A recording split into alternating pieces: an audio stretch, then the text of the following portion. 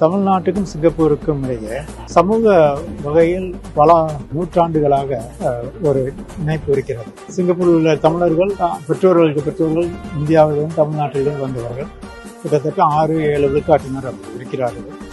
அதனால் அவர்கள் அடிக்கடி தமிழ்நாட்டுக்கு வருவதும் உண்டு, இந்தியாவுக்கு வருவதும் உண்டு, மற்ற நாடுகளுக்கு செல்வதும் உண்டு.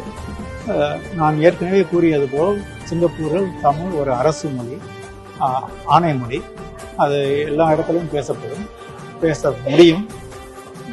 பள்ளிக்கூடங்களில் பாடகர்கள் கட்டாயமாக தமிழ் மொழியை படிக்க வேண்டும். இப்போது தமிழ்நாடு முன்னேறி வருகிறது. கிட்டத்தட்ட $400 பில்லியன் ஜிடிபி. சிங்கப்பூரும் $400 பில்லியன் ஜிடிபி. தமிழ்நாடு 400 பில்லியன், சிங்கப்பூரும் 400 பில்லியன் அமெரிக்கன் டாலர்ஸ். ஆனால் தமிழ்நாடு வேகமாக முன்னேறி வருகிறது. ஒவ்வொரு வருடம் 13-14 விழுக்காடு வளர்ச்சி காண்டு வருகிறது. தொலைதூர நோக்குடன் செயல்பட்டு வந்தால் கட்டாயம் முதலீட்டாளர்கள் மற்ற கம்பெனிகள் எல்லாம் முதலீடு செய்வார்கள். தற்போது நடந்த ஜின் மாநாட்டில் பெரிய வெற்றிகரமாக நடைபெற்றது. தமிழ்நாட்டை பற்றிய ஒரு நல்ல எண்ணம், இங்கே முதலீடு செய்யலாம் என்கிற ஒரு எண்ணத்தில் எல்லோரும் இருக்கிறார்கள்.